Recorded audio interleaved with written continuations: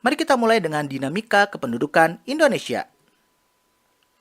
Dinamika penduduk adalah perubahan jumlah penduduk pada suatu wilayah yang disebabkan oleh 3 faktor, yaitu kelahiran, kematian, dan perpindahan. Untuk mengetahui perubahan jumlah penduduk, maka dilakukan sensus penduduk. Berdasarkan data kependudukan dunia tahun 2015, jumlah penduduk Indonesia itu menempati urutan keempat di dunia, sebanyak 256 juta jiwa.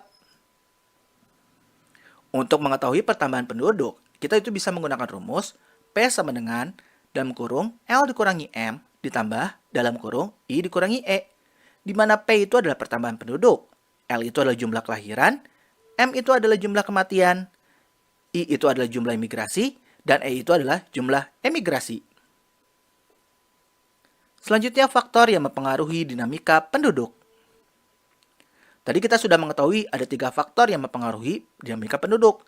Ada kelahiran, kematian, dan perpindahan. Kita akan bahas satu persatu ya. Kita mulai dulu dengan natalitas. Angka kelahiran atau natalitas merupakan angka yang menunjukkan bayi yang lahir dari setiap 1.000 penduduk per tahun. Angka kelahiran bayi itu bisa dibagi menjadi 3 jenis. Tinggi jika lebih dari 30 per tahun. Sedang jika antara 20-30 per tahun. Dan rendah jika kurang dari 20 per tahun.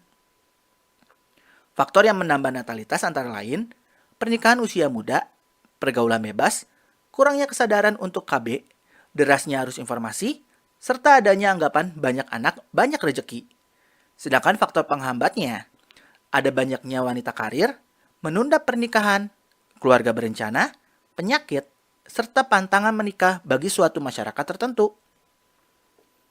Rumus untuk menghitung natalitas yaitu CBR sama dengan B per P dikali K, di mana B itu banyaknya kelahiran selama setahun, P itu adalah banyaknya penduduk pada pertengahan tahun, dan K itu bilangan konstan, biasanya 1.000.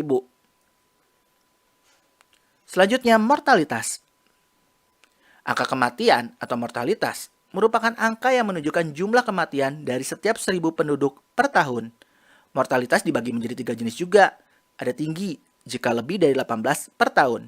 Sedang jika antara 14 sampai 18 per tahun. Rendah jika 9 sampai 13 per tahun. Faktor yang menambah mortalitas antara lain perang, kriminalitas, wabah penyakit, bunuh diri, bencana alam, dan lain-lain. Sedangkan yang menghambatnya, tingkat pelayanan kesehatan tinggi, imunisasi, perdamaian, ajaran yang melarang bunuh diri, serta lingkungan yang bersih dan sehat. Kalau rumusnya untuk menghitung mortalitas yaitu CDR sama dengan D per P dikali K. D di sini adalah banyaknya kematian selama setahun. Itu salah ya, bukan B, tapi harusnya D. Selanjutnya, migrasi.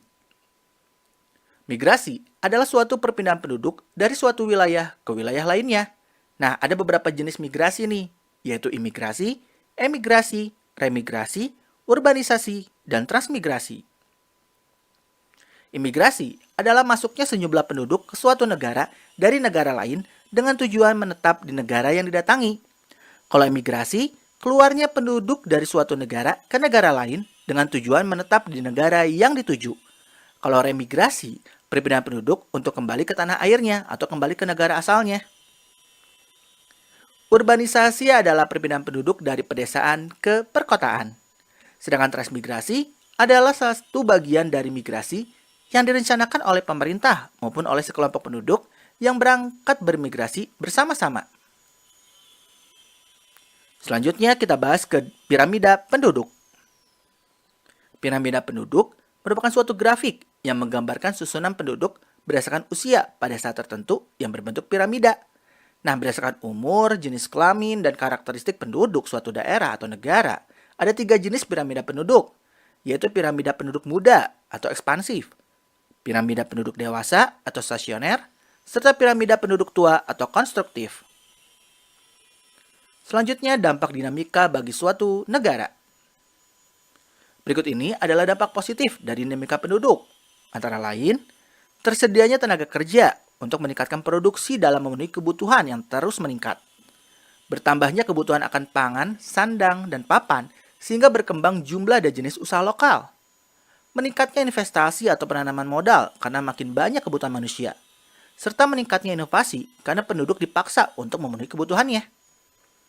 Sedangkan dampak negatifnya yaitu tingginya angka pengangguran, persebaran penduduk tidak merata, penduduk usia muda yang belum produktif menjadi beban, arus urbanisasi tinggi, berkembangnya pemukiman tidak layak huni, peningkatan limbah dan polusi, serta penurunan kualitas dan tingkat kesejahteraan penduduk. Selanjutnya, cara mengatasi permasalahan dinamika penduduk. Cara-cara yang dilakukan pemerintah untuk mengatasi permasalahan dinamika penduduk adalah pemerataan pembangunan di seluruh daerah, program keluarga berencana, serta meningkatkan kualitas pendidikan.